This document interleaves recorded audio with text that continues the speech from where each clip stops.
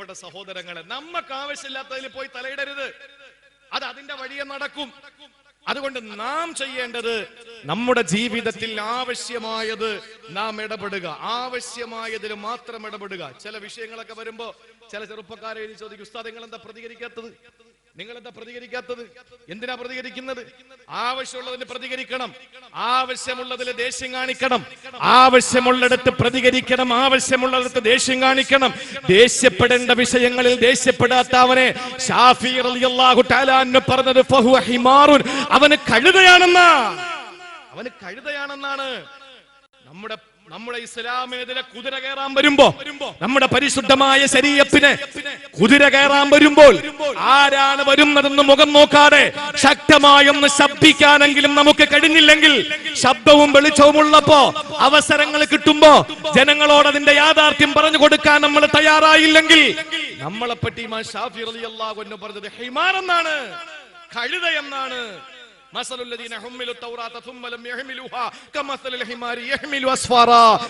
ഏടുകൾ ചുമക്കുന്ന കഴുതകളെ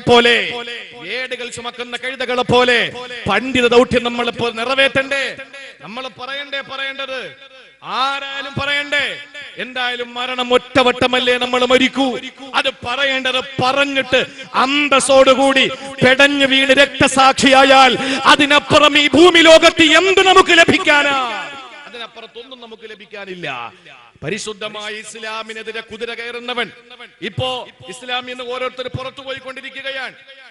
പൊക്കോട്ടെ, ആർക്കെങ്കിലും എന്തെങ്കിലും പ്രശ്നമുണ്ടോ? അള്ളാഹു നമ്മളെ കാക്കട്ടെ. നമ്മൾ ഇസ്ലാമിൽ നിന്ന് പുറത്തു പോയാൽ ആർക്കാ നഷ്ടം? വേറെ ആർക്കും ഒരു നഷ്ടമില്ല. ഒരു ജംഇയ്യത്തുൽ ഉലമകളും അതിനെതിരെ ഒരിക്കലും പ്രഖ്യാപനങ്ങൾ നടത്തൂല. ഒരു സംഘടനയും നിങ്ങൾ അടിക്കൂല. നിങ്ങൾക്ക് മതം ഉപേക്ഷിച്ചു പോയാൽ ബ്രിട്ടീഷ് ഇന്ത്യ മഹാരാജ്യത്ത് നമുക്ക് ഏത് മതത്തിൽ വേണമെങ്കിലും വിശ്വസിക്കാം. പക്ഷേ ഒന്ന് നാം മനസ്സിലാക്കണം, അലി അക്ബർ എന്ന് പേരുള്ള സഹോദരനാണ്.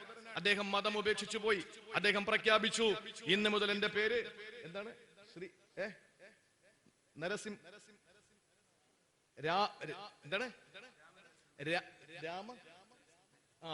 രാമ നരസിംഹൻ, അങ്ങനെ എന്തോ പേരാ.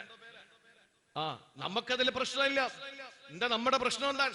അതിലൊന്നും നമുക്ക് പ്രശ്നമില്ല. പക്ഷേ പരിശുദ്ധമായ ഇസ്ലാമിനെ ഒളിഞ്ഞും പിളിഞ്ഞും ആക്ഷേപിക്കാമെന്നാൽ, പേജിലൂടെയും സ്റ്റേജിലൂടെയും ആക്ഷേപിക്കാമെന്നാൽ, ജനാധിപത്യ രീതിയിൽ ചങ്കൂറ്റത്തോടെ അതിനെതിരെ മറുപടി പറയാൻ ചുണക്കുട്ടികളായ ആയിരക്കണക്കിന് പണ്ഡിതന്മാരുണ്ട് ഇവിടെ. ഇവിടുത്തെ ജംഇയ്യത്തുൽ ഉലമകൾ അതിനെതിരെ ശബ്ദിക്കും. പരിശുദ്ധമായ ഇസ്ലാം വീണ് കിടക്കുന്ന ഒരു വടവൃക്ഷമാണ്.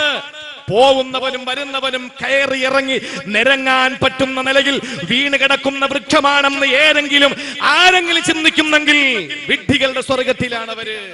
വിഡ്ഢികളുടെ സ്വർഗത്തിലാണ്.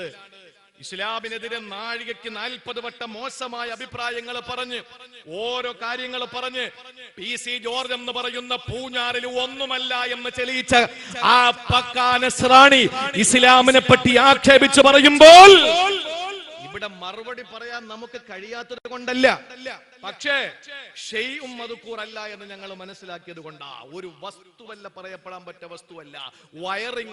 ഇങ്ങനെ ഉണ്ട് എന്ന് പറഞ്ഞിട്ട് വലിയ ആളാണെന്ന് പറയാൻ പറ്റൂലല്ലോ. അതുകൊണ്ട് ഇസ്ലാമിനെ പറ്റി പറയാ, പെട്രോൾ ഇനി ആരും അടിക്കരുത്. ഒരു ചാനൽ ചർച്ച കയറി എന്ന് പറയാ, പെട്രോൾ അടിക്കരുത് ആരും. അങ്ങനെ അടിക്കാതിരുന്നാലേ സൗദികളുടെ അവസാനിക്കുകയുള്ളൂ. ഇത് രണ്ടിന്റെ ഇടയിൽ വേറൊരു വാക്കുണ്ട്, ഞാൻ പറയില്ല. സൗദികളുടെ ഇന്നത് അവസാനിക്കണമെങ്കിൽ നിങ്ങൾ ആരും എണ്ണ അടിക്കരുതെന്ന് പറഞ്ഞു. നിങ്ങൾ ആലോചിച്ചു നോക്കൂ, ഇയാൾ വല്ലതുമാണോ? ഒന്നുമല്ല. നിങ്ങൾ എന്തിനാ ഇസ്ലാമിനെതിരെ കുറ്റം പറയുന്നത്? എന്നെ ഉസ്താദ് തുപ്പി. എന്തിനാണ് ഉസ്താദ് തുപ്പാൻ നിങ്ങൾ നിന്നോടുത്തത്? ശിരസ് കുനിച്ചിട്ട് ഉസ്താദിനോട് തലയിൽ ഓതി ഊത് എന്ന് പറഞ്ഞപ്പോ, ഈരാറ്റുപേട്ടയിലെ ഏതോ ഒരു ഉസ്താദ് തലയിൽ ഓതി ഊതി കൊടുത്തപ്പോൾ, വർഷങ്ങൾക്ക് ശേഷം ഏതോ ശാഖയിൽ ചെന്നിട്ട് കാവി നിക്കറിട്ടതിന്റെ പേരിൽ എന്റെ തലയിലൂടെ ഉസ്താദ് തുപ്പി എന്ന് പറയാൻ ആർജവം കാണിച്ച, രാഷ്ട്രീയത്തിൽ എടുക്കാൻ നാണയമായ ഈ പറയപ്പെട്ട വ്യക്തി ഇസ്ലാമിനെതിരെ കളിക്കരുത് മറുപടി പറയാൻ അറിയാത്തത് കൊണ്ടല്ല. പക്ഷേ ഞങ്ങളുടെ ഗുരുനാഥന്മാർ, ഞങ്ങളുടെ നേതാക്കന്മാർ, ഞങ്ങളുടെ പള്ളികൾ, ഞങ്ങളുടെ ആരാധനാലയങ്ങൾ അത് പഠിപ്പിക്കുന്നില്ല, അതുകൊണ്ട് ഞങ്ങൾ പറയാത്തതാണ്. പക്ഷെ ഇതൊക്കെ കണ്ടിട്ട് ഞങ്ങൾ പൊട്ടന്മാരാണെന്ന് ധരിച്ചാൽ ഞങ്ങൾ പൊട്ടന്മാരല്ല. ഞങ്ങൾ ഇതൊക്കെ കാണുന്നുണ്ട്, കേൾക്കുന്നുണ്ട്. മറുപടി പറയാത്തത് നിങ്ങൾ പറയപ്പെടാൻ പറ്റാത്തൊരു വസ്തു ആയതുകൊണ്ടാണ് എന്ന് മാത്രമേ നമുക്ക് പറയാനുള്ളൂ, അല്ലേ? അതുകൊണ്ട് എന്റെ പ്രിയപ്പെട്ട സഹോദരങ്ങളെ ഞാൻ പറയാണ്, ആർക്കെങ്കിലും വേദനിച്ചിട്ടുണ്ടെങ്കിൽ നിങ്ങൾ മാപ്പാക്കണമെന്ന് ഞാൻ പറയില്ല. ദീനായതുകൊണ്ട് എനിക്കതിൽ അഭിമാനമേ ഉള്ളൂ. അതുകൊണ്ട് എന്റെ പ്രിയപ്പെട്ട സഹോദരങ്ങളെ, പരിശുദ്ധമായ ഇസ്ലാമിനെ സംബന്ധിച്ചിടത്തോളം ആവശ്യമില്ലാത്തടത്ത് നമ്മൾ തലയിടാൻ പോകരുത്. അതാണ് രണ്ടാമത്തെ ഹദീസ്. ഇനി കേട്ടോ മൂന്നാമത്തേത്. ചുരുക്കി പറയാൻ ഇനി ആകെ നമുക്കൊരു അരമണിക്കൂറിന്റെ ഉള്ളിൽ അവസാനിപ്പിക്കണം, അപ്പൊ സമയം തീരും. മൂന്നാമതായി കാരുണ്യത്തിന്റെ പ്രവാചകൻ നമ്മെ പഠിപ്പിച്ച ഹദീസ് ഏതാണ്? അല്ലാഹുവിന്റെ റസൂൽ സല്ലല്ലാഹു അലൈഹി വസല്ലം പറയുകയാണ്, ലാ യകൂനുൽ മുഅ്മിനു മുഅ്മിനാ ഹത്താ യർളാ ലി അഖീഹി മാ യർളാഹു ലിനഫ്സിഹി. മനസ്സിലുള്ള ആഗ്രഹം എന്താണ്? നിനക്ക് എന്ത് ആഗ്രഹമുണ്ട് അത് നിന്റെ സഹോദരനും കിട്ടണമെന്ന് നീ ആഗ്രഹിക്കണം. അങ്ങനെ ആഗ്രഹിക്കുന്ന ഒറ്റ കാര്യമുള്ളൂ, കറണ്ട് ബില്ല് വരുമ്പോൾ. നമ്മളെ വീട്ടിൽ വന്നതിന് അല്പം കൂടെ കിട്ടിയാലും കുഴപ്പമില്ല അപ്പുറത്ത്. എന്റെ പ്രിയപ്പെട്ട സഹോദരങ്ങളെ, മനസ്സിന്റെ ആഗ്രഹം എന്താണ് അത് തന്റെ സഹോദരനും കിട്ടണം.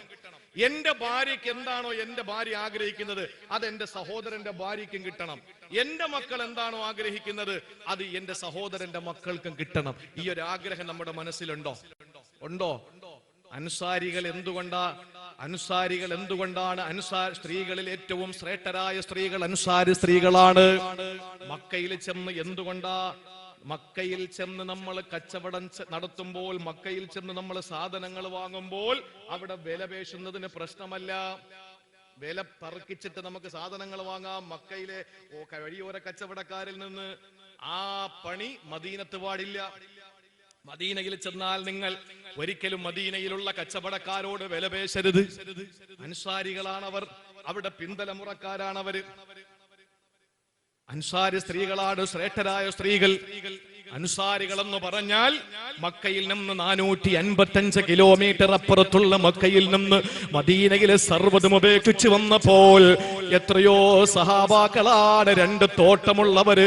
ഓരോ സഹാബാക്കളെ റസൂലുള്ള അവരുടെ സഹോദരങ്ങളായി പ്രഖ്യാപിച്ചപ്പോൾ കൂടെയുള്ള സഹോദരന്റെ കൈ പിടിച്ചിട്ട് എവിടെയോ നിന്ന് വന്ന 455 കിലോമീറ്റർ അപ്പുറത്ത് നിന്ന് വന്ന മക്കയിൽ നിന്ന് വന്ന തന്റെ ദീനിയായ സഹോദരനായ, മതത്തിൽ തന്റെ സഹോദരനായ ആ മക്കക്കാരനായ മുഹാജിറായ ആ മനുഷ്യന്റെ കൈ പിടിച്ചിട്ട് നേരെ കൊണ്ടുപോയിട്ട് പറഞ്ഞു, ഈ 2 തോട്ടം എന്റെ തോട്ടമാണ്, ഇഷ്ടമുള്ളത് പറഞ്ഞോ, നിനക്ക് ഞാൻ അങ്ങ് തന്നേക്കാമെന്ന് പറഞ്ഞു. 2 വീടുള്ളവര് ഈ വീടിന്റെ മുന്നിൽ കൊണ്ട് നിർത്തിയിട്ട് ഇതെന്റെ വീടാണ്, അതും എന്റെ വീടാണ്, ഇഷ്ടമുള്ളത് നീ പറഞ്ഞാ നിനക്ക് അങ്ങ് തന്നേക്കാ. വീണ്ടും അകത്ത് ചെന്നു. 2 ഭാര്യമാരുള്ള അൻസാരികളായ സഹാബത്ത്, അവരിൽ ഒരാള് മുഹാജിറായ ഒരു സഹാബിയുടെ കൈ പിടിച്ചിട്ട് പറഞ്ഞു, ഇതെന്റെ 2 ഭാര്യമാരാണ്, ഇതിൽ ഇഷ്ടപ്പെട്ടത് ഏതെന്ന് പറ, ഞാൻ മൊഴി ചൊല്ലിയിട്ട് നിനക്ക് തന്നേക്കാമെന്ന് പറഞ്ഞ് എല്ലാം കൊടുത്ത അൻസാരികളായ സഹാബികളുണ്ടല്ലോ. ഈ അൻസാരികളായ സഹാബികള് തന്റെ പ്രിയപ്പെട്ട സഹോദരങ്ങൾ തങ്ങളെ പോലെ ആഗ്രഹമുള്ളവരാണ്, തങ്ങളെ പോലെ ആവശ്യമുള്ളവരാണ്, തങ്ങളെ പോലെ സന്തോഷിക്കണമെന്ന് ആഗ്രഹിക്കുന്നവരാ. ഈ ഒരു ചിന്തയോടുകൂടി മക്കയിൽ നിന്ന് വന്ന, ഏതോ ലോകത്തിൽ നിന്ന് വന്ന കാരുണ്യത്തിന്റെ പ്രവാചകന്റെ സതീർത്ഥ്യരായ സഖാക്കളായ ആ സഹാബാക്കളോട് സ്നേഹം കാണിച്ച അൻസാരികളായ സഹാബത്തില്ലേ, അവര് പേര് തന്നെ അല്ലാഹു തആല ഇട്ടത് അൻസാരികളെന്നാ. അൻസാറെന്ന് പേരിട്ടത് നമ്മളല്ല, അല്ലാഹുവിന്റെ ഖുർആൻ തന്നെയാണ് അൻസാരികളെന്ന് പേരിട്ടത്. ഈ അൻസാറെന്ന് പറഞ്ഞാൽ തന്നെ സഹായികളെന്നല്ലേ അർത്ഥമുള്ളത്. മുഹാജിർ എന്ന് പറയുന്ന മക്കക്കാർക്കാണ് പേര് പലായനം ചെയ്യുന്നവരെന്നാ. സഹോദരങ്ങളെ, ഈ അൻസാരികളായ സഹാബത്താ നമുക്ക് മാതൃകയാകേണ്ടത്. മഹാനായ ഇബ്നു അബ്ബാസ് റളിയല്ലാഹു തആല അൻഹുമാ ഒരു ദിവസം പറയുകയാ, പറയുകയാണ്, ഒരാൾ തന്നെ ചീത്ത വിളിക്കാൻ വേണ്ടി വന്നു. ഇബ്നു അബ്ബാസ് റളിയല്ലാഹു അൻഹുമയെ ചീത്ത വിളിക്കാൻ വേണ്ടി ഒരാൾ കടന്നു വന്നു. മുഖത്ത് നോക്കിയിട്ട് സഭ്യതയില്ലാത്ത കാര്യം പറഞ്ഞപ്പോൾ, അശ്ലീല ചുവയുള്ള എന്തോ വർത്തമാനങ്ങൾ പറഞ്ഞപ്പോ ഇബ്നു അബ്ബാസ് റളിയല്ലാഹു തആല അൻഹുമാ പറഞ്ഞതെന്തെന്നറിയോ? ചീത്ത വിളിച്ചോ, ചീത്ത പറഞ്ഞോ, പക്ഷേ എനിക്ക് 3 സ്വഭാവമുണ്ട്. അതിൽ ഒന്നാമത്തേത്, ഇന്നീല ആതി അലൽ ആയതി ഫീ കിതാബില്ലാഹ് ഫലവദിതു അന്ന ജമീഅൽ ആലമീന അന്ന ജമീഅൻ നാസി യഅലമൂന മിമ്മാ അഅലമൂ. ഇബ്നു അബ്ബാസ് റളിയല്ലാഹു അൻഹു പറയുകയാണ്, ഞാൻ ഖുർആനിന്റെ ഒരായത്ത് പഠിച്ചാൽ, ഖുർആനിന്റെ ഒരായത്ത് ഞാൻ മനസ്സിലാക്കിയാൽ എന്റെ മനസ്സിനകത്ത് വല്ലാത്ത വെപ്രാളമാണ്. എന്തെന്നറിയോ? ലോകത്തുള്ള മുഴുവൻ വിശ്വാസികളും ഇത് പഠിച്ചിരുന്നെങ്കിൽ, ലോകത്തുള്ള വിശ്വാസികൾ മുഴുവനും ഇത് അമൽ ചെയ്തിരുന്നെങ്കിൽ, റബ്ബേ, എനിക്ക് കിട്ടുന്ന പ്രതിഫലം അവർക്കും കിട്ടുമല്ലോ തമ്പുരാന്, എനിക്ക് കിട്ടുന്ന പ്രതിഫലം അവർക്കും കിട്ടുമല്ലോ തമ്പുരാന്. ഇതെന്റെ മനസ്സിലുള്ള ആഗ്രഹമാ. പ്രിയപ്പെട്ടവരെ, ചിന്തിച്ചു നോക്ക്. ഇബ്നു അബ്ബാസ് റളിയല്ലാഹു അൻഹുയുടെ ആഗ്രഹമാണ് ഈ പറയുന്നത്. ഒരു ആയത്ത് പഠിച്ചാൽ, ഒരു കാര്യം പഠിച്ചാൽ, റബ്ബേ, ഇത് എനിക്കല്ലേ കിട്ടിയുള്ളൂ, ലോകത്തുള്ള എല്ലാവർക്കും ഇത് കിട്ടിയിരുന്നെങ്കിൽ. ഈ ഇബ്നു അബ്ബാസ് തങ്ങൾ മദീനത്ത് വെച്ച് കൊതിച്ച ആഗ്രഹം ഇങ്ങ് ഇന്ത്യയിലെ ഏഷ്യാ ഭൂഖണ്ഡത്തിലെ, ഇന്ത്യ മഹാരാജ്യത്തിലെ, കേരള സംസ്ഥാനത്തിലെ, കൊല്ലം ജില്ലയിലെ, ആലപ്പുഴ ജില്ലയോട് ചേർന്ന് കിടക്കുന്ന കരുനാഗപ്പള്ളി താലൂക്കിലെ ചിറ്റുമൂല എന്ന് പറയുന്ന ഈ പ്രദേശത്തെ തൊടിയൂര് പഞ്ചായത്തിലെ ഏതോ ഒരു വീട്ടിനകത്തുള്ള ഒരു പാവപ്പെട്ട സഹോദരനും ഒരു സഹോദരിക്കും ഈ കാര്യമൊന്ന് കിട്ടിയെങ്കിലെന്ന് കൊതിച്ചതാരാ? റഈസുൽ മുഫസ്സിരീൻ ഇബ്നു അബ്ബാസ് റളിയല്ലാഹു അൻഹുമാ. നിങ്ങൾക്ക് ഹുക്കാമിൽ മുസ്ലിമീൻ യഅദിലു ഫീ ഹുക്മിഹി ഫഅഫറഹു ബിഹി. മുസ്ലിം ന്യായാധിപന്മാരിൽ ഒരു ന്യായാധിപൻ, ഒരു ജഡ്ജി, ഒരു വിധി പറയുന്നയാള്, അയാള് നീതിമാനാണെന്ന് ഞാൻ അറിഞ്ഞാൽ, അല്ലാഹുവേ, എന്റെ മനസ്സിനകത്ത് സന്തോഷമാണ്. അവിടെ വിധി എനിക്ക് അനുകൂലവും പ്രതികൂലവുമാകാൻ സാധ്യതയില്ല. അത് എന്റെ നാട്ടുകാരനായ വിധികർത്താവല്ല, അവിടത്തെ ജഡ്ജി ഞാൻ നാട്ടുകാരനായ സ്ഥലത്തുള്ള ജഡ്ജിയല്ല. പക്ഷേ ഒരു മുസ്ലിമിന് നല്ല വിധി കിട്ടുമല്ലോ തമ്പുരാനെ. ഒരു വിഷയത്തിൽ ഒരു വിധി അനുകൂലമായും പ്രതികൂലമായും വരാത്ത നിലയിൽ ഒരിക്കലും അനീതിയോടെ വിധിക്കാത്ത ഒരു നല്ല വിധി കിട്ടുമല്ലോ എന്ന് ഞാൻ ചിന്തിച്ചുകൊണ്ട് ആ വിധിയിൽ ഞാൻ സന്തോഷിക്കുമെന്ന് പറഞ്ഞത് ഇബ്നു അബ്ബാസ് തങ്ങൾ വേറെ ഏതോ ഒരു സമൂഹത്തിന് അനുകൂലമായി നീതി കിട്ടുമെന്ന് കണ്ടപ്പോൾ കൊതിച്ചതാണ്. ഇനി മൂന്നാമത്തെ ആഗ്രഹം എന്തെന്നറിയോ? ഇന്നീല അസ്മഉ അന്നൽ ഗൈസ ഖദ് അസാബ ബലദൻ മിൻ ബുൽദാനിൽ മുസ്ലിമീൻ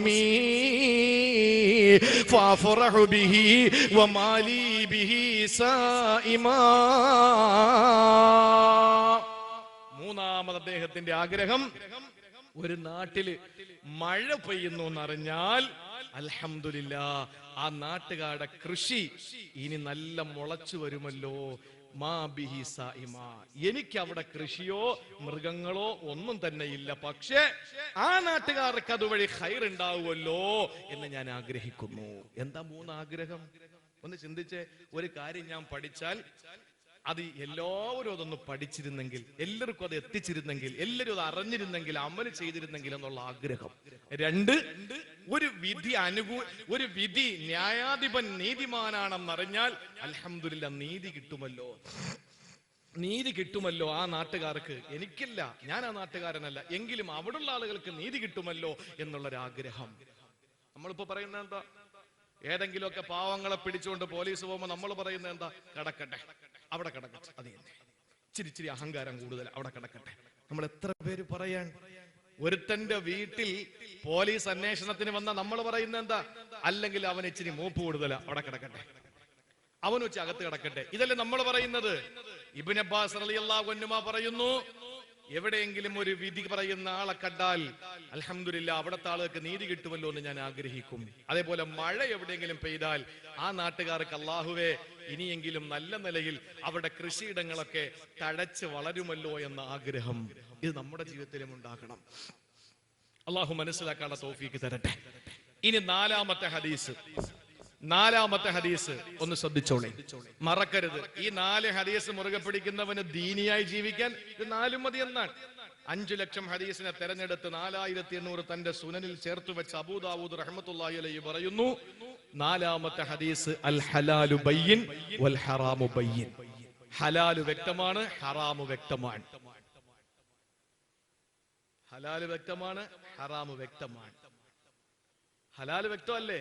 ചില അവ്യക്തത ഉണ്ടായിരുന്നു. അള്ളാന്റെ തൗഫീഖ് കൊണ്ട് ഈ അടുത്ത കാലത്ത് അതങ്ങ് വ്യക്തമായി. അല്ലേ? ഒരു കടയിൽ ഫുഡ് കഴിക്കാൻ ചെന്നു. പച്ച പെയിന്റിൽ ഹലാൽ എന്ന് എഴുതിയിരിക്കുന്നു. ചാടി അവിടെ വീണു. എറണാകുളം ജില്ലയിലെ പെരുമ്പാവൂരിനടുത്ത് ചാടി അവിടെ വീണു. നല്ല ദാടിയുള്ള ഒരു കാഷ്യറായിരിക്കുന്നത്. അപ്പൊ അൽഹംദുലില്ലാഹ് ഇറച്ചിയൊക്കെ കഴിക്കുന്നതുകൊണ്ട് കുഴപ്പമൊന്നുമില്ല. കയറിയപ്പോ ഇറച്ചി അടുപ്പിലിരിക്കുന്നേ ഉള്ളൂ. നമുക്കാണെങ്കിൽ മലപ്പുറത്ത് പരിപാടിയാണ്. അവൻ പറഞ്ഞു ഉള്ളതാവട്ടെ. അങ്ങനെ വേറെന്തോ ചപ്പാത്തിയും വെജിറ്റബിൾ കറിയൊക്കെ കഴിച്ചു. ഇറങ്ങിയപ്പോ വളരെ സ്വാപ്പിങ്ങോട് കൂടി ചോദിച്ചു, എവിടെ കണ്ടിട്ടുണ്ടല്ലോ? ഞാൻ പറഞ്ഞു, ഞാൻ ഇന്ന ആളാണ്, അങ്ങനെ കണ്ടിട്ടുണ്ടാവാം. ഞാൻ കണ്ടിട്ടുണ്ടാ, ഞാൻ യൂട്യൂബിലൊക്കെ കാണാറുണ്ട്. ഞാൻ നാടെവിടെയാ? ഞാൻ പറഞ്ഞ തിരുവനന്തപുരത്തുകാരനാണ്. ചോദിച്ചു, നിങ്ങളുടെ നാടൻ എവിടെയാ? ഞാനും അതിനൊക്കെ അടുത്ത് തന്നെയാണ് എന്നൊക്കെ പറഞ്ഞു. ഞാൻ ചോദിച്ചു, വലിയ ഹാജിയരൊക്കെ ആയിരിക്കും എന്ന് കരുതിയിട്ടാ ചോദിച്ചു. ഞാൻ ചോദിച്ചു, പേരെന്താ? പറഞ്ഞു, സുബ്രഹ്മണ്യൻ. എന്റെ പൊന്നു സഹോദരങ്ങളെ, ഹലാലെന്ന് പച്ച കളറിൽ വെണ്ടയ്ക്ക് നിരത്തി അതില് കളർ ബൾബും ഇട്ട് അതിനകത്ത് ഹലാലാണോ ഹറാമാണോ എന്ന് നമുക്കറിയില്ല. ഇപ്പൊ അള്ളാന്റെ തൗഫീഖ് കൊണ്ട് എന്താ സംഭവിച്ചെന്നറിയോ? രാജ്യത്തെ വർഗീയവാദികളൊക്കെ ലിസ്റ്റ് എടുത്തിട്ട് കരുനാഗപ്പള്ളിയിൽ തുപ്പല് കിട്ടുന്ന സ്ഥലങ്ങൾ, ഹലാൽ തുപ്പല് കിട്ടാത്ത ഹോട്ടലുകൾ. അപ്പോ എന്തായി സംഭവം? മുസ്ലിം ഹോട്ടൽ ഏത്, അമുസ്ലിം ഹോട്ടൽ ഏതെന്നുള്ളതല്ല, നല്ല ഭക്ഷണമുള്ള ഹോട്ടലുകൾ ഏത്, നല്ലതല്ലാത്തത് ഏതെന്ന് വ്യക്തമായി. ഇപ്പൊ റാഹത്തായി അതൊക്കെ എടുത്ത് സ്ക്രീൻഷോട്ട് എടുത്ത് വെച്ചിരിക്കുകയാണ്. ഇടയ്ക്ക് കഴിക്കുന്നെങ്കിൽ അങ്ങനെയുള്ള കടയിൽ ഇറങ്ങി കഴിക്കാൻ. എന്റെ പ്രിയപ്പെട്ട സഹോദരങ്ങളെ, ഇതൊക്കെ അള്ളാഹു നിങ്ങളെ കൊണ്ട് പറയിപ്പിക്കുന്നതാണ്. ഹലാല് വ്യക്തമാണ്. അവ്യക്തമായി എവിടെയെങ്കിലും ചുരുളഴിയാതെ കിടന്നാൽ അതിനെ അഴിക്കാൻ അള്ളാഹ്ക്കറിയാം. ഹലാല് വ്യക്തമാണ്. ഞാനൊന്ന് ചോദിക്കട്ടെ, ഈ ഹലാല് ബോർഡിനോട് എന്താ ഇത്ര വെറുപ്പ് നിങ്ങൾക്ക്? എന്നാലും ഞാൻ ചോദിക്കുകയാ, ഇവിടുത്തെ പാവപ്പെട്ട സഹോദരങ്ങൾ വളരെ വൃത്തിയായി കഴുകി, വളരെ വൃത്തിയായി ഉണ്ടാക്കുന്ന ഭക്ഷണം വളരെ വൃത്തിയായി പാകം ചെയ്ത്, വളരെ വൃത്തിയായ തീൻമേശയില്, വളരെ വൃത്തിയുള്ള പാത്രത്തില്, വളരെ വൃത്തിയോടെ വിളമ്പിയിട്ട് മാന്യമായ നിലയിൽ ജീവിക്കുന്ന മുസ്ലിം ഹോട്ടലുകൾ കാണുമ്പോ നിങ്ങൾക്ക് എന്താ ഈ ഹലാലിനോട് നിങ്ങൾക്ക് വെറുപ്പ്? ആണത്വമുണ്ടെങ്കിൽ, അഭിമാനബോധമുണ്ടെങ്കിൽ ഇങ്ങനെയുള്ള ഈ ഹലാലിനോടുള്ള നിങ്ങളുടെ വെറുപ്പുണ്ടല്ലോ, അത് കോശർ എന്ന് പറയുന്ന സംവിധാനത്തോട് നിങ്ങൾ കാണിക്കേ. നിങ്ങൾക്കറിയോ അങ്ങനെ സംവിധാനം? എന്താ ഈ കോശർ എന്ന് പറയുന്നത്? എന്താണ്? KOSHER, കോശർ. നിങ്ങൾ നോക്കി, ഇനി ഉൽപ്പന്നങ്ങള്, ഹലാൽ ഉൽപ്പന്നങ്ങള് പോലെ കൂടുതൽ ഇന്ന് വിറ്റഴിക്കപ്പെടുന്ന ഒരു സംവിധാനമാണ് കോശർ എന്ന് പറഞ്ഞാൽ. ഹിബ്രു ഭാഷയിൽ അതിന്റെ അർത്ഥം ശുദ്ധമായ ഭക്ഷ്യയോഗ്യമായ വസ്തു, വൃത്തിയുള്ള കഴിക്കാൻ പറ്റുന്ന നല്ല വസ്തു. ഈ ഹിബ്രു ഭാഷയിൽ അതിന് ഇങ്ങനെയാണ് അർത്ഥം കൊടുത്തിരിക്കുന്നത്. ഈ കോശർ എന്ന് സ്റ്റിക്കർ പതിച്ച സാധനങ്ങൾ മാത്രമേ ജൂതന്മാര് കഴിക്കൂ, ജൂതന്മാര് കുടിക്കൂ, ജൂതന്മാര് ഉടുക്കൂ. എന്തേ അതിനെതിരെ രംഗത്ത് വരാത്തത്? ഞങ്ങളുടെ ഹബീബ് തിന്നുന്ന കാര്യത്തിൽ മാത്രമല്ല, ഒരു തെങ്ങും തോപ്പ്, ആ തെങ്ങും തോപ്പിൽ എന്റെ തെങ്ങിൽ നിന്നാണോ ഈ വീണ് കിടക്കുന്ന തേങ്ങ, അടുത്തുള്ളവന്റെ ആ തെങ്ങിൽ നിന്നാണോ ഈ തേങ്ങ വീണ് കിടക്കുന്നത്? അത് അവ്യക്തമാണെങ്കിൽ ഈ ഹലാലിന്റെയും ഹറാമിന്റെയും ഇടയിൽ ഒരു നിഗൂഢമായ, ചുരുളഴിക്കാൻ കഴിയാത്ത ഒരു തലം കൂടിയുണ്ട്. അതിന് പറയുന്നത് ശുബ്ഹാത്ത് എന്നാണ്.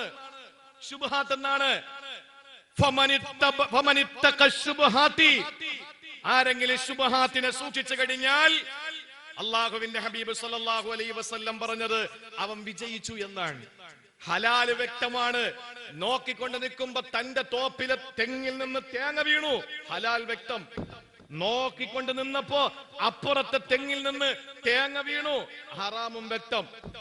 ഇത് രണ്ടും കാണാതെ വീടിന്റെ മുറ്റത്തിറങ്ങിയപ്പോ മുറ്റത്ത് തേങ്ങ കിടക്കുന്നു. ഇവിടത്തതുമാകാം അവിടത്തതുമാകാം. അതിന്റെ പേരാണ് ഹറാമ്. അതിന്റെ പേരാണ് ഹറാമ്. ഇത് ഞങ്ങൾ കഴിക്കൂല എന്ന് പറഞ്ഞാൽ ഞങ്ങളെ ഇത് തീറ്റിച്ചേ അടങ്ങൂ എന്ന് പറയാൻ ആരാ നിങ്ങൾക്ക് അനുവാദം തന്നത്? ഞങ്ങൾ ഇഷ്ടമുള്ളത് കഴിക്കും, ഞങ്ങൾക്ക് ഇഷ്ടമുള്ളത് തിന്നണം, ഞങ്ങൾക്ക് ഇഷ്ടമുള്ളത് ഉടുക്കണം, ഞങ്ങൾക്ക് ഇഷ്ടമുള്ളത് ധരിക്കണം, ഞങ്ങൾ ഇഷ്ടമുള്ളിടത്ത് കിടക്കും. അത് ചോദിക്കാൻ ഇവിടെ ആരെയും ഏൽപ്പിച്ചിട്ടില്ലല്ലോ. ഇന്ത്യ മഹാരാജ്യത്ത് അതിനുള്ള അനുവാദം ഞങ്ങൾക്കുണ്ടല്ലോ. ഞങ്ങളുടെ മതമനുസരിച്ച് ജീവിക്കുന്നതിന് രാജ്യത്തിന്റെ മഹത്വമായ മഹോന്നതമായ ഈ രാജ്യത്തിന്റെ ഭരണഘടനയ്ക്ക് വിരുദ്ധമാകുന്നില്ല. എന്തുകൊണ്ട് കോഷറിനെതിരെ പോകുന്നില്ല? 2-3 ഉദാഹരണങ്ങൾ പറയാം. നിങ്ങൾ അലസരായി പോകരുത്. ഞാൻ കഴിഞ്ഞ മാസം വന്നപ്പോ 1.5 മണിക്കൂറെ പ്രസംഗിച്ചോളൂ, ബാക്കി പിരിവായിരുന്നു. അപ്പൊ അതുകൊണ്ട് എനിക്ക് തന്നെ എന്റെ സ്വത്വബോധത്തോടെ തന്നെ എനിക്കൊരു അനീതി തോന്നി. അതുകൊണ്ട് ഞാൻ 2 മണിക്കൂർ പ്രസംഗിക്കും. ഇനി 15 മിനിറ്റ് കൂടെ പ്രസംഗിച്ചിട്ട് നിങ്ങൾ തരുന്ന എന്താണോ അത് വാങ്ങിക്കൊടുക്കും ഇൻഷാ അല്ലാഹ്. അള്ളാഹു തൗഫീക്ക് തരട്ടെ, കൊടുക്കാൻ അള്ളാഹു മനസ്സ് തരട്ടെ. ആമീൻ പറയും. കൊടുക്കുകയും കൂടെ വേണം, ആമീൻ പറഞ്ഞാൽ മാത്രം പോരാ. അപ്പൊ ഏതായിരുന്നാലും എന്റെ പ്രിയ സഹോദരങ്ങളെ, ഒരു 2 ഉദാഹരണം പറഞ്ഞുതരാം. ഇവിടെ നിന്ന് കയറ്റുമതി ചെയ്തു, ബീഫ് കയറ്റുമതി ചെയ്തു. ഈ ബീഫ് കയറ്റുമതി ചെയ്ത് വിദേശ രാജ്യങ്ങളിലെ സൗദി അടക്കം, ഖത്തർ അടക്കം, ബഹ്റൈൻ അടക്കം, കുവൈറ്റ് അടക്കം, ദുബായ് അടക്കം, ഒമാൻ അടക്കമുള്ള രാജ്യങ്ങളിലെ കയറ്റുമതി ചെയ്തു. അങ്ങനെ കോടികൾ സമ്പാദിച്ചു. അവിടെ അൽ കബീർ എന്ന് പറയുന്ന ബീഫ് കയറ്റുമതി അവസാനം കണ്ടുപിടിക്കുമ്പോൾ അതിന്റെ പിന്നിൽ ഇവിടത്തെ രാജ്യവിരുദ്ധമായി പ്രവർത്തിക്കുന്ന രാജ്യത്തിന്റെ ശത്രുക്കളായ വർഗീയ ഫാസിസ്റ്റുകളാണെന്ന് തെളിഞ്ഞു. ഇല്ലേ? പിന്നെയോ എന്റെ പ്രിയപ്പെട്ട സഹോദരങ്ങളെ, ഹലാൽ ശർക്കര, ശബരിമലയിലേക്ക് കയറ്റി അയക്കുന്ന ശർക്കര, ഹലാൽ ശർക്കര, അങ്ങനെ അത് കുറെ വിവാദം ഉണ്ടായി. രാജ്യം ഭരിക്കുന്ന പാർട്ടിയുടെ കേരളത്തിന്റെ പ്രസിഡന്റ് അത് പത്രസമ്മേളനം വിളിച്ചിട്ട് പറഞ്ഞു. അയാൾ എന്താ പറയുന്നത് അയാൾക്ക് തന്നെ അറിയില്ല.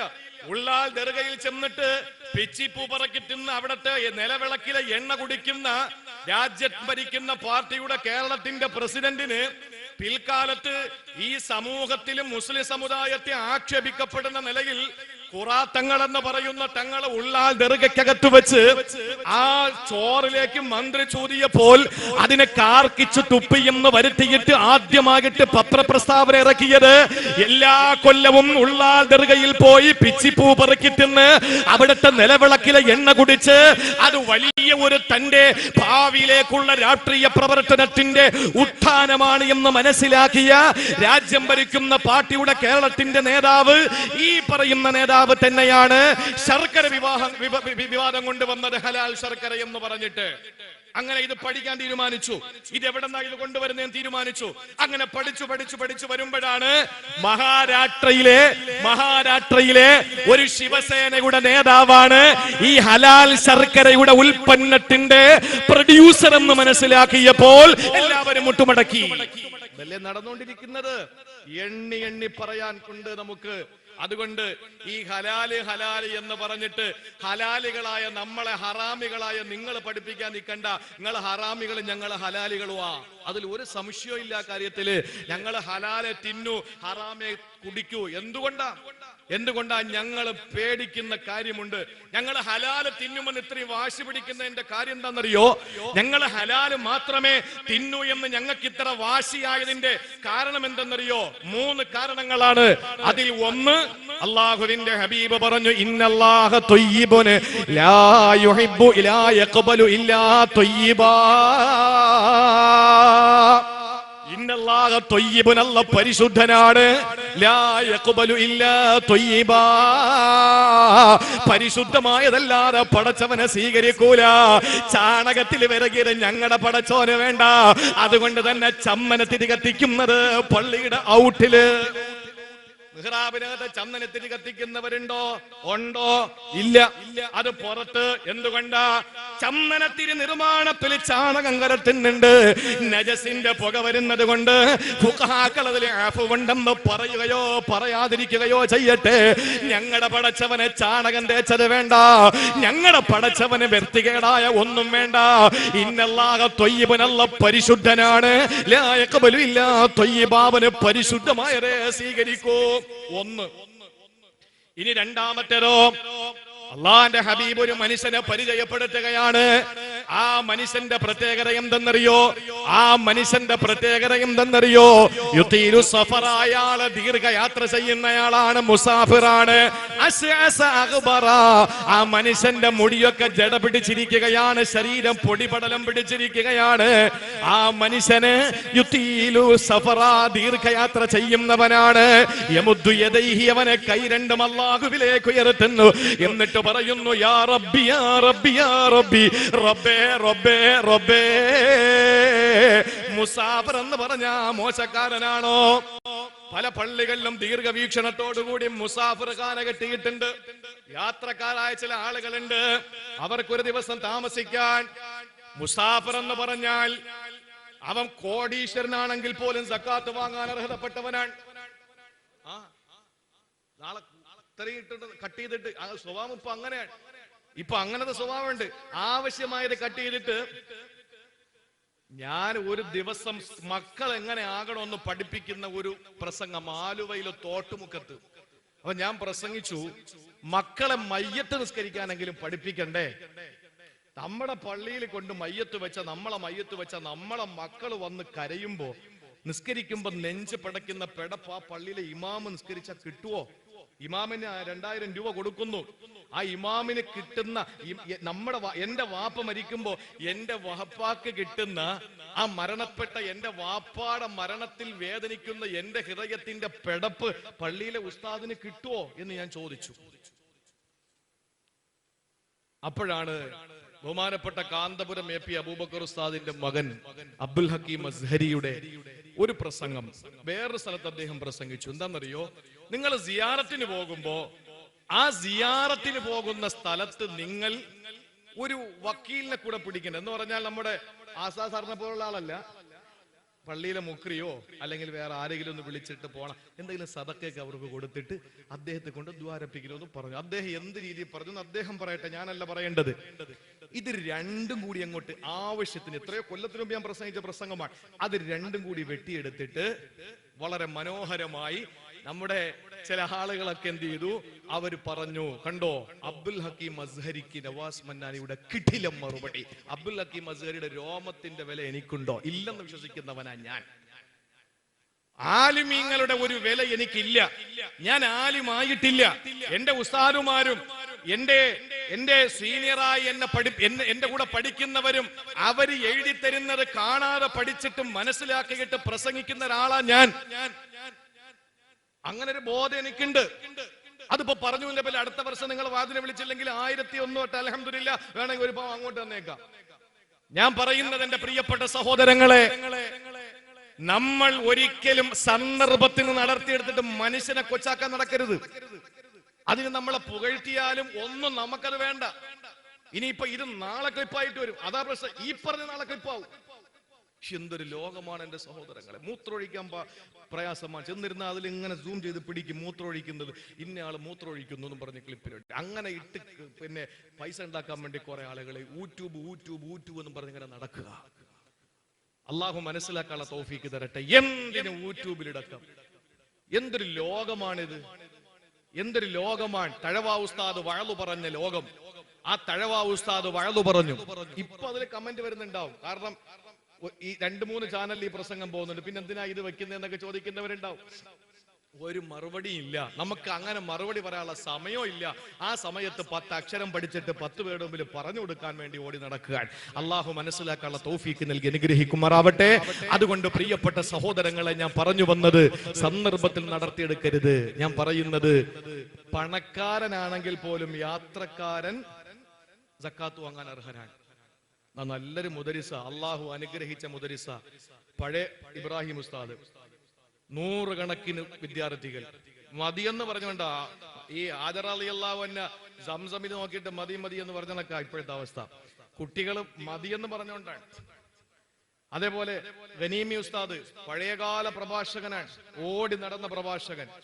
അതുപോലെ ഇർഷാദ് മന്നാനി എന്ന മോശക്കാരല്ല. ഇപ്പൊ ഞാൻ പ്രസംഗിക്കാൻ തന്നെ ആർക്കും ഒരു ആഗ്രഹം തോന്നുമല്ലോ. ആ ആഗ്രഹം എനിക്ക് തോന്നിയത് മുജീബ് റഹ്മാൻ ഉസ്താദിന്റെ വാദം കേട്ടിട്ട്.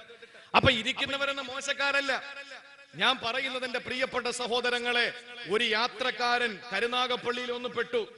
അയാള് നാട്ടിൽ വലിയ സമ്പന്നനാണ്, പക്ഷേ ഇയാൾക്ക് പോകാൻ നിവൃത്തിയില്ല. അയാൾ സക്കാത്ത് വാങ്ങാൻ അർഹനാണ്. അയാൾ കോടീശ്വരനാവട്ടെ ആവാതിരിക്കട്ടെ, ഇവിടെ നിന്ന് രക്ഷപ്പെടണ്ടേ. അതുകൊണ്ടാണ് എന്താണ് ഉസ്താദിന്റെ ഖുർആനിലെ ആയത്ത് ഏതാ? ഫീ സബീലില്ല, അല്ലേ? ഫീ സബീലില്ല, വബിനി സബീൽ, വബിനി സബീൽ, ഫീ സബീലില്ല അല്ല, വബിനി സബീൽ. ഇന്നമ സക്കാത്തു ഇന്നമ സദഖത്തു ലിൽ ഫുഖറാഇ വൽ മസാകീൻ വൽ ഗാരിമീൻ എന്ന് പറയുന്ന ആയത്തിൽ കാണാം വബിനി സബീൽ, വഴിയാത്രക്കാരൻ, അല്ലേ?